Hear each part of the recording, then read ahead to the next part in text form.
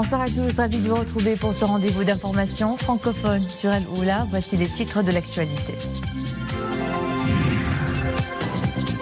À Tokyo, son Altesse royale, le prince Moulay Rachid, s'entretient avec le Premier ministre japonais Shinzo Abe, qui a exprimé ses remerciements à son Altesse royale pour sa participation à la cérémonie d'intronisation de Sa Majesté l'Empereur Naruhito. Le Maroc au sommet Afrique-Russie à Sochi. Le chef du gouvernement représente Sa Majesté le Roi à cette grande première. Un sommet sous le signe de la coopération économique. Moscou promet de doubler le volume de ses échanges avec le continent sur les 5 prochaines années. La destination Dakhla rayonne et promeut ses potentialités d'investissement à l'occasion du Forum d'affaires Maroc-France. 400 acteurs économiques du Royaume, du continent et de France se retrouvent dans la période du Sud, une porte d'entrée vers l'Afrique. La création artistique version digitale au devant de la nouvelle exposition de la jeune artiste Yarkout Kbej. Du haut de ses 36 printemps, la plasticienne autodidacte surfe sur le web à sa manière. On verra comment en fin de cette édition. Tokyo pour commencer. Tokyo, son Altesse royale, le prince Moulay Rachid, qui a représenté Sa Majesté le roi Mohammed VI à la cérémonie d'intronisation du nouvel empereur japonais, a eu aujourd'hui à la résidence impériale d'Akasaka un entretien avec le Premier ministre japonais Shinzo Abe. Durant cet entretien, le chef du gouvernement nippon a exprimé ses remerciements à son Altesse royale pour sa participation à la cérémonie d'intronisation de Sa Majesté l'Empereur Naruhito. Shinzo Abe s'est également félicité des progrès économiques, sociaux et humains considérables réalisés dans le royaume sous la conduite éclairée de Sa Majesté le Roi, mettant en exergue le développement constant et de la coopération économique entre Rabat et Tokyo. On va sur les bords de la mer Noire, précisément à Sochi, en Russie, qui abrite depuis hier une première, le sommet Afrique-Russie, en présence d'une quarantaine de dirigeants. À ce sommet, le chef du gouvernement représente Sa Majesté le Roi. Ce forum intervient au lendemain d'une grosse annonce faite par le maître du Kremlin. Vladimir Poutine a en effet promis de doubler les échanges économiques de son pays avec le continent dans les 5 prochaines années. C'est un sujet de nos envoyés spéciaux à Sochi, Mustafa Riben et Yassine Mourafiq. Le commentaire de Mariam El-Missi. Appelé à s'ériger en centre de croissance économique à l'horizon 2050, le continent africain est mis à l'honneur sur les bords de la mer Noire. Une quarantaine de chefs d'État et de gouvernements africains ont fait le déplacement à Sochi. Ils prennent part à 3 jours d'intenses discussions politiques et économiques, avec à la clé un seul défi, définir les contours d'un nouveau partenariat fiable. Sa Majesté le roi Mohammed VI est représenté aux travaux de ce premier sommet organisé entre la Russie et les pays africains par Saad Eddin El-Othmani. Le chef du gouvernement a transmis les marques de respect et d'estime de Sa Majesté le roi Mohammed VI au président russe Vladimir Poutine et l'appui du souverain à cette initiative qui constitue la parfaite illustration de l'importance dont jouit le continent auprès de la Russie. Un partenariat dont le Maroc fait partie intégrante. Cela remonte à la dernière visite de Sa Majesté le roi Mohammed VI à Moscou en mars 2016, où la volonté a été exprimée pour que le Royaume et la Russie œuvrent ensemble pour le développement du continent africain. La visite du souverain a été sanctionnée par la mise en place d'un partenariat stratégique approfondi entre les deux pays, ce qui a permis de développer des échanges bilatéraux dans les domaines de l'agriculture, de la pêche maritime et de l'énergie. Prospecter les nouvelles opportunités de coopération et faire profiter l'Afrique du savoir-faire de la Russie, des pistes prometteuses couvre l'initiative russo-africaine. Moscou a affiché son intention d'investir massivement dans le développement du capital humain, des nouvelles technologies ainsi que le transfert des compétences de la Russie vers l'Afrique. Un partenariat gagnant-gagnant dont se réjouit la partie africaine. Aider les pays africains à effacer 20 milliards de dollars de dettes et doubler au minimum ces échanges économiques avec le continent dans les 5 prochaines années, autant d'annonces faites par la Russie. Ce partenaire fiable du Moyen-Orient entend désormais dynamiser sa coopération avec le continent à travers la tenue de ce sommet qui doit se répéter tous les 3 ans.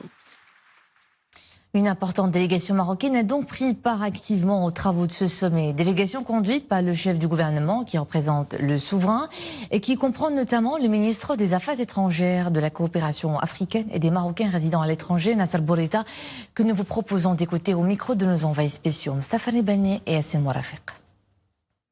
Sur très haute instruction de Sa Majesté le roi Mohammed VI, une délégation de haut niveau représente Sa Majesté le roi à ce premier sommet Afrique-Russie. La délégation comprend Monsieur le chef du gouvernement, un certain nombre de ministres et de chefs d'entreprise, ainsi que des représentants du secteur privé qui ont participé au forum qui s'est tenu en marge de ce sommet. La participation marocaine, conformément aux orientations royales, peut être articulée autour de 4 messages principaux. Le premier, c'est l'intérêt porté par Sa Majesté le Roi à la mise en œuvre de l'agenda africain pour la paix, le développement et la stabilité. Aussi bien dans la dimension afro-africaine, à travers tous les projets que l'Union africaine est en train de lancer, que ce soit le Open Sky, que ce soit la zone de libre-échange africaine ou les programmes d'intégration sous-régionale au niveau du continent, ou dans l'autre dimension qui est l'Afrique avec ses partenaires pour que ces partenariats puissent accompagner cette action au niveau du continent. Le président tunisien Kais Saïed adresse ses remerciements à Sa Majesté le roi Mohammed VI pour son initiative d'envoyer une délégation de haut niveau à la cérémonie de son investiture. C'est ce que souligne un communiqué de la présidence tunisienne publié à l'issue de l'audience que le chef de l'État tunisien a accordé hier soir au palais de Carthage au président des chambres des représentants et des conseillers Habib El-Malki et Hakim Ben Chemmeche. Le président tunisien a chargé les présidents des 2 chambres du Parlement de transmettre ses salutations au souverain et ses vœux de bonne santé et de bien-être, ainsi qu'au peuple marocain frère davantage de progrès et de prospérité. Tout en soulignant la profondeur et la force des liens historiques entre les 2 pays, le président Kais Saïed a réaffirmé la volonté de son pays de renforcer davantage ses relations avec le Maroc en prospectant de nouvelles formules et conceptions de coopération dans tous les domaines. Loin de la région, en Syrie, les forces kurdes laissent la place aux patrouilles russes et syriennes conformément à l'accord russo-turc conclu avant-hier mardi. L'armée russe continue les patrouilles qui ont débuté hier le long de la frontière, remplissant le vide laissé par le départ soudain des troupes américaines de ce secteur du nord. Le régime de Damas a également déployé ses troupes dans la zone, étant donné que l'accord russo-turc permet au président syrien de réinvestir une partie importante du territoire qui lui échappe. Selon l'Observatoire syrien des droits de l'homme, les forces démocratiques syriennes se sont retirées de positions comprises entre Derbassieh et Hamouda dans la région de Hasakeh. Le mauvais temps fait des victimes en France. 3 personnes sont décédées dans les intempéries qui ont frappé ces 3 derniers jours le sud de l'Hexagone, où la circulation ferroviaire est interrompue sur des axes entre Montpellier et Toulouse. Les victimes ont été recensées dans l'Hérault, le Gard et les Pyrénées-Orientales. On parle aussi d'importants dégâts matériels. Cet épisode de violente pluie a impacté simultanément 8 départements. Ce matin, encore près de 400 foyers restés sans électricité. Le Maroc frise avec le top 50 dans le rapport Doing Business 2020. Le Royaume a réalisé un bond de 7 places à ce classement de la Banque mondiale, rendu public ce jeudi à Washington. Le pays se hisse au 53e rang à l'échelle mondiale. Si on se rapproche des 50 plus grandes économies mondiales, c'est grâce à une série de mesures et de réformes visant à dynamiser l'activité économique et entrepreneuriale. En tête, le développement du cadre juridique et réglementaire pour les entreprises, tout comme la simplification et la numérisation d'un ensemble de procédures administratives. On reste dans cette atmosphère d'affaires, cette fois à Dakhla, où les travaux du Forum d'affaires Maroc-France enregistrent cette année la participation de plus de 400 opérateurs économiques marocains, français et africains. Un rendez-vous de 2 jours et un objectif, promouvoir la région de Dakhla Ouad Dahab auprès des opérateurs économiques français et marocains et les accompagner en matière d'investissement, de partenariat et d'échanges commerciaux. Mohamed Chikir et Sarah Katir. Ce sont pas moins de 280 entreprises marocaines et françaises qui sont présentes à Dakhla à l'occasion du Forum d'affaires Maroc-France. Un événement qui vise à promouvoir et à faire connaître les nombreuses opportunités d'investissement que recèle la région Dakhla Ouad Dahab. Le succès qu'on a eu à la Une l'année dernière nous a permis aujourd'hui de faire le forum de Dakhla. Et je pense qu'il va être aussi un grand succès. Parce que nous avons décrété déjà en 2017 qu'on devait aider les sociétés françaises à mieux connaître le territoire marocain, surtout le sud marocain. Il y a une volonté aussi, c'est d'accompagner la vision de Sa Majesté qui est de faire des provinces du Sud un hub sur l'Afrique subsaharienne. Pour nous, l'intérêt, c'est d'abord, c'est la première fois qu'on vient au Maroc. Deuxième intérêt, c'est de découvrir ce qui se passe, notamment sur le secteur et la région de Dakhla, avec un objectif, c'est d'apporter aux entreprises, dans le domaine de la transformation de la pêche, la valorisation des produits destinés aux consommateurs, soit aux Marocains, soit éventuellement à l'export vers l'Europe. La région Dakhla Oued Dahab s'affirme en tant que hub de tourisme écologique, de la logistique et du commerce. Elle dispose d'énormes potentialités, dont un potentiel halieutique important estimé à 3 millions de tonnes par an, que recèle une longue façade maritime de près de 740 km, comportant 2 ports et de nombreux points de débarquement pour les produits de la pêche. Ce forum qui réellement reflète et atteste du nouveau développement qu'a connu ces régions. La région de Dakhla Oued Dahab aujourd'hui est un point de rencontre, est un carrefour, est une plateforme de rencontre pour les investisseurs étrangers, français notamment, africains, nationaux, qui sont venus tous pour découvrir les potentialités de cette région. L'idée, c'est vraiment de travailler ensemble, d'être facilitateur et d'apporter une plus-value. Et donc venir dans ce forum, pouvoir échanger, pouvoir comprendre le potentiel de développement qu'il y a, nous permettra, nous ensuite députés, de sensibiliser en France, dans nos circonscriptions, des chefs d'entreprise qui ont envie de se développer à l'international et qui pourraient, pourquoi pas, venir se développer ici au Maroc. La présentation du plan de développement régional de la région Dakhla Oued Dahab a été suivie lors de ce forum par la signature de 2 conventions. L'une sur la promotion et la commercialisation des parcs logistiques Bir Gendouz Gargarat. L'autre convention, quant à elle, concerne le développement et la promotion de l'écosystème auto-entrepreneurial dans la région. La 10e édition du Salon international des dattes au Maroc a ouvert ses portes aujourd'hui à Erfoud. Sidat 2019 se tient cette année sous le signe. Le palmier dattier, levier de l'emploi et pilier de l'économie oasienne. On en saura plus dans ce reportage de notre envoyé spécial à Erfoud, Boubkar Ben Ghabrit. Le Sidat 2019 est installé cette année sur son nouveau site, sur une superficie de près de 4 hectares. Cette 10e édition met en valeur le rôle majeur de la filière phénicicole dans le développement de l'économie oasienne et son soutien à l'essor d'une agriculture équitable et durable qu'appuie le plan Maroc Vert. C'est une excellente année de production. On a une augmentation de 40% des dattes cette année. Nous avons planté 3 millions de palmiers. Également une augmentation de la superficie plantée et aussi la capacité de stockage du froid qui est arrivée aujourd'hui à 25 000 tonnes. Le Sidat est une occasion de relever encore une fois l'implication de tous les acteurs, notamment l'Agence de développement agricole. L'ADA participe à cette 10e édition de Sidat avec un stand très important sur les opportunités d'investissement dans le secteur du palmier dattier. Également sur tout ce qui se rapporte à l'agriculture solidaire dans ce secteur, à la commercialisation des dattes et puis également l'importance du secteur des dattes dans les projets de la finance climat. Plus de 200 exposants issus de 15 pays prennent part cette année à cette 10e édition. Pas moins de 80 000 visiteurs sont attendus cette année. On reste dans la province d'Rachidia, qui bénéficie d'une action solidaire de la Fondation du Festival international du film de Marrakech, en partenariat avec le ministère de la Santé. Une campagne de chirurgie gratuite de la cataracte prend place à l'hôpital Sultan Ben Abdelaziz d'ophtalmologie.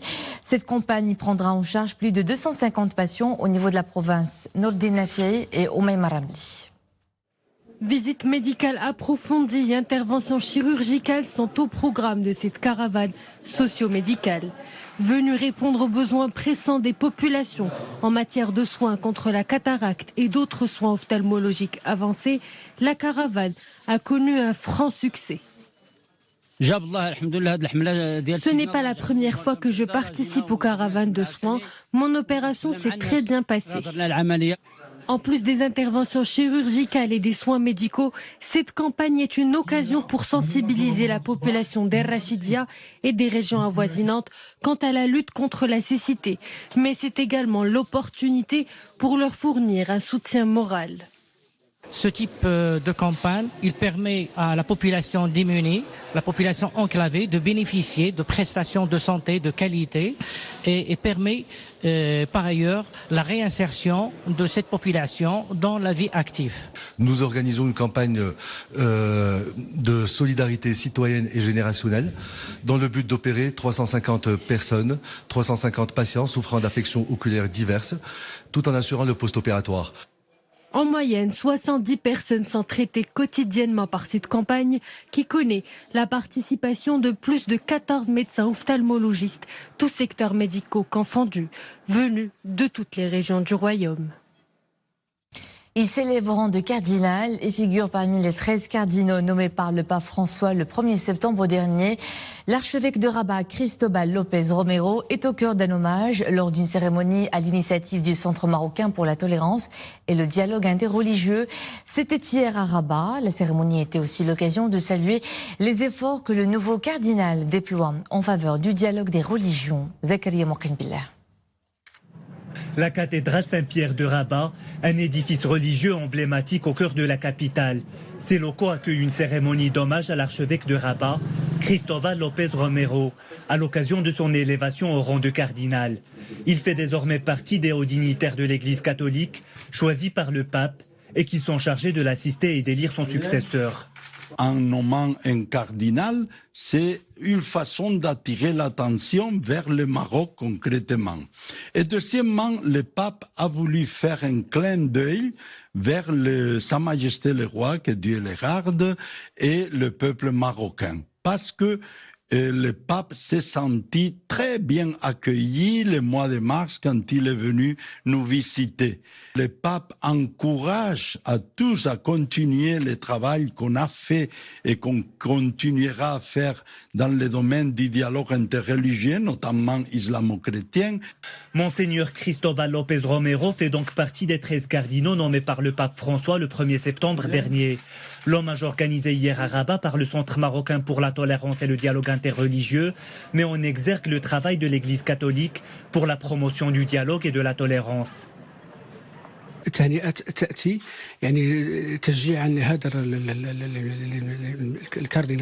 Cette cérémonie intervient en hommage à la nouvelle nomination de l'archevêque de Rabat au poste de cardinal, ainsi que pour les efforts qu'il n'a eu de cesse de déployer en faveur du dialogue interreligieux. C'est également l'occasion de saluer les efforts déployés par le Maroc sous la conduite de Sa Majesté le Roi pour la promotion des valeurs de paix et de tolérance dans le monde.